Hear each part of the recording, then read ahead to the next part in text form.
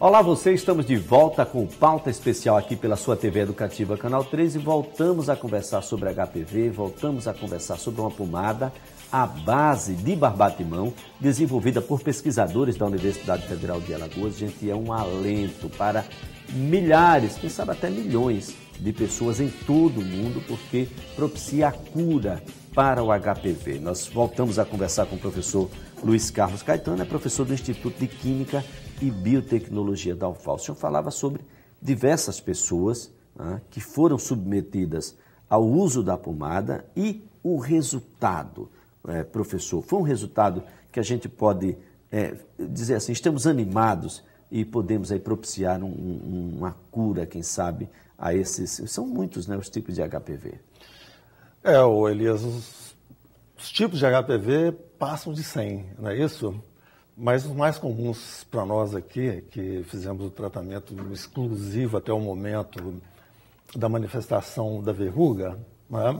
Os tipos 6 e 11, o nosso tratamento foi de 100% de cura. 100% de cura?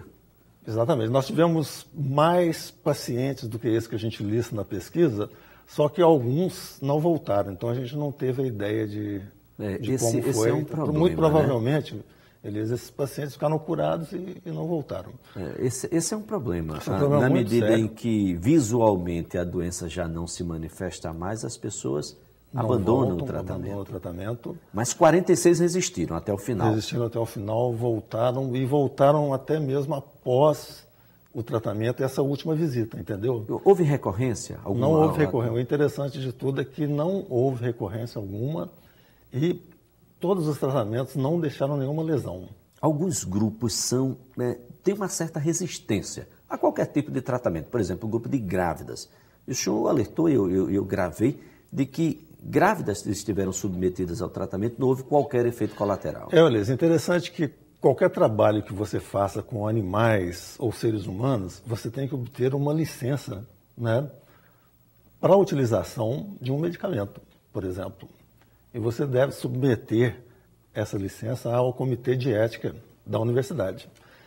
Para isso, nós contamos com a colaboração do professor Zenaldo Porfírio, um farmacêutico que trabalha na UFAL e no UNCISAL, e ele fez testes para nós com ratas grávidas. Tá? Já tínhamos a certeza de que esse produto não tinha problema para grávidas, já que o uso dele é centenário, não é isso? Tem mais de 200 anos o uso do barbatimão e nunca houve uma descrição sequer negativa com relação ao uso das cascas de barbatimão. Muitas pessoas confundem que o barbatimão também apresenta uma vagem, tá? Que normalmente cai do pé, semente e tal. Nesse caso, os bovinos, por exemplo, que vivem próximo das plantas, se ingerir realmente essas vagens das sementes, isso pode ser abortivo. Mas com relação ao extrato das cascas, não tem problema algum, não tem relato negativo, e isso já remonta ao uso há mais de 200 anos. A pomada continua sendo utilizada? Em algum ambiente a gente pode adquirir? Porque muita gente que está nos assistindo agora pode pensar assim, olha, eu estou com HPV agora, porque há uma mudança no tratamento. As pessoas estarão submetidas à pomada, ela mesma pode fazer a aplicação no local devidamente orientado naturalmente pelo médico, mas em 2 meses é isso, a cura já estaria acontecendo? Exatamente, o tratamento dura mais ou menos 2 meses com a aplicação 2 vezes ao dia. 2 vezes ao dia. E o HU à disposição das pessoas? Normalmente... Vocês não têm condição de produzir hoje massivamente. Exatamente. A gente atende aqueles casos que estão ligados ao grupo da pesquisa, né? Inclusive, como o nosso trabalho científico já terminou em relação a isso há 2 anos atrás, hoje em dia a gente só faz o preparo da pomada para casos especiais. Novos pacientes, entendeu? Que estão em um estado mais grave, a gente ainda produz a pomada. A gente ainda produz, né? Certo. Até porque a procura, a demanda é sempre muito grande. Agora, desde que nós noticiamos, Elias, a reportagem pelo site da UFAL, o efeito Facebook a nível nacional foi muito interessante, tá? A notícia se espalhou. O senhor tem recebido telefonemas de pesquisadores? Mensagens, entendeu? De praticamente todo o Brasil, o pessoal pedindo, paga tanto para receber a pomada, mas infelizmente nós não temos condições de fornecer. Tá? E para isso é que nós estamos entrando em contato com alguns laboratórios grandes que possam fazer a produção dessa pomada para ser distribuída pelo Sistema Único de Saúde. E se isso acontecer, vai ser de grande satisfação para todos nós aqui, né? Pois é, né? Essa era uma intervenção que eu iria fazer de fato.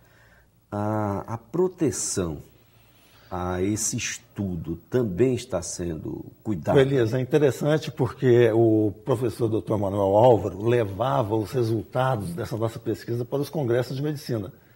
E todo mundo ficava impressionado com o resultado, querendo saber o que é isso, o que é isso. Aí nós imputamos uma sigla, tá? Não, esse produto é o BT20 e não podemos falar mais nada sobre isso. Tá? Porque o sigilo da pesquisa é essencial para os casos de inscrição da propriedade intelectual. Se qualquer menção fosse feita na literatura, seja ela escrita, falada, tal, perderíamos o direito de patente. Mas isso tudo foi garantido? Isso tudo foi garantido porque nós mantivemos silêncio absoluto durante esse tempo todo. É impressionante você ter um resultado fascinante nas mãos e não poder... Pois é, guardar segredo delegar nesse momento. Passar adiante essa informação, não é isso? É, de fato. Bom, o INPI é o primeiro passo. Primeiro passo, INPI, nós obtivemos um sinal positivo do INPI. De 14 reivindicações, o sinal positivo foi dado a 12 delas, ou seja, realmente muito bom, né, o desempenho. E, a partir disso, a gente efetuou todos os esforços e já fizemos a inscrição no órgão de patente americano. Já fizeram a inscrição no órgão de Exatamente, patente. Fundamental para que isso se torne internacional. Exatamente. E se conseguirmos o internacional, vai ser de um ganho econômico muito grande. Pois é, esse ganho econômico, ele atinge a universidade, os pesquisadores. Exatamente. Eu acho que isso precisa chegar à universidade e ser transformado, naturalmente, em melhoria de equipamentos, em condições de trabalho. Exatamente, Elias. A divisão se faz da seguinte forma. É ótimo você conseguir um resultado social desses e ainda garantir o dinheiro para o bolso. Uma satisfação plena. Satisfação né? O pesquisador, plena. E isso termina tendo um reflexo muito grande na própria graduação. Exatamente. E a vontade se espalha por todos, né? Todo mundo passa a olhar a profissão de pesquisador com outros olhos. É interessante, aqui no Brasil a gente não tem assim, um desenvolvimento da pesquisa maior porque as nossas grandes cabeças estão voltadas mais para a aplicação médica ou para a aplicação de engenheiro, não é verdade? Poucos dessas grandes cabeças se dedicam à pesquisa, ao contrário de outros países. Você falava sobre a divisão. Como é que é isso? É interessante a divisão. Ela, se não me engano, ela é 50% para os pesquisadores e 50% para a universidade. Esse 50% para os pesquisadores vai para o bolso mesmo, tá?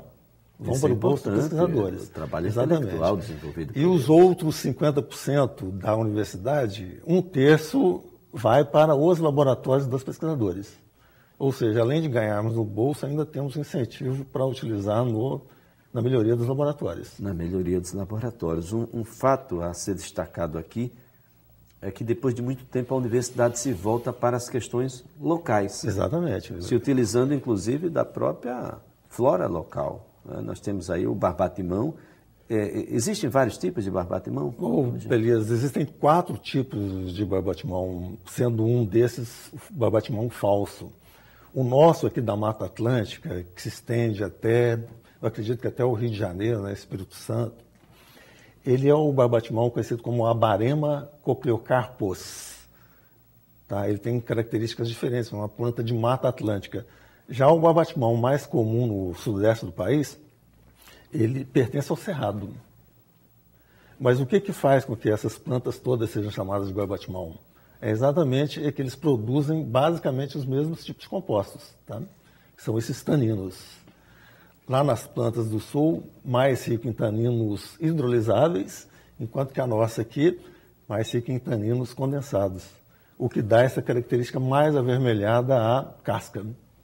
em relação à planta do Sudeste. Ou seja, pode ter características neste que não tenha naqueles e vice-versa. E vice-versa.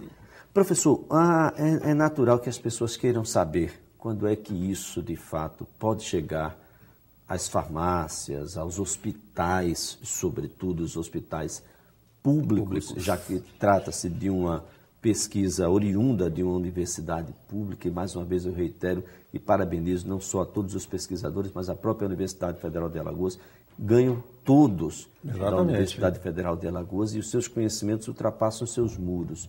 E ultrapassando, o senhor acredita que nos próximos 5, 10 anos ou menos que isso? Esperamos, Elias, que no máximo 2 anos essa pomada já esteja sendo distribuída. Porque o grande evento de um medicamento é que, se ele é um medicamento caro e só atinge as populações, né, mais beneficiadas economicamente, o lançamento de um medicamento desse a nível de distribuição de governo, SUS, tem uma importância muito grande.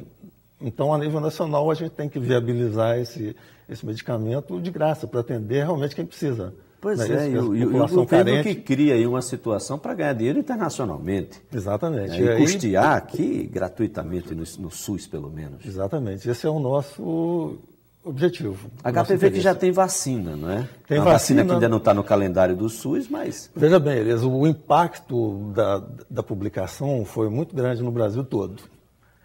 Isso nos dias de hoje, em que a gente já tem a vacina, não é isso? Pois é, nós que vai fazer parte do calendário possivelmente em 2014. Exatamente. Em 2008, a gente já tinha resultados suficientes para registrar a patente. Mas, no entanto, estamos todos aprendendo como fazer isso. Pois é, e os efeitos colaterais são muito bons. A gente só fala em efeito colateral quando é ruim. Né? Esse é um efeito colateral que tem questão econômica, ou seja, muita gente vai plantar bate-mão. Né, tem a possibilidade da demanda, né, ser muito alta aos laboratórios. Nós temos o próprio laboratório que vai ganhar o dinheiro dele, mas a universidade ganha o dinheiro dele, o pesquisador também, e a gente ganha em qualidade de vida. Todo mundo sai ganhando, né? Só tem a ganhar com esse tipo de situação. Professor Luiz Carlos, muito obrigado. Parabéns a toda a equipe. Eu acho que esse tipo de notícia é a notícia que tem que se espalhar, tem que virar manchete, as pessoas têm que ter conhecimento que existe, né, aqui a nossa pomada, gente, uma pomada que vai realmente salvar muitas vidas. Elias, agradeço demais mesmo essa oportunidade de poder divulgar o nosso trabalho. Estou extremamente feliz com o resultado de tudo isso. Um prazer enorme. E nós estamos aqui felizes e orgulhosos, né, que a nossa querida Universidade Federal de Alagoas, que ultrapassa os seus conhecimentos dos muros e chega até a comunidade, chega até você. É assim que a gente coloca um ponto final no Pauta Especial de hoje. Até a próxima oportunidade.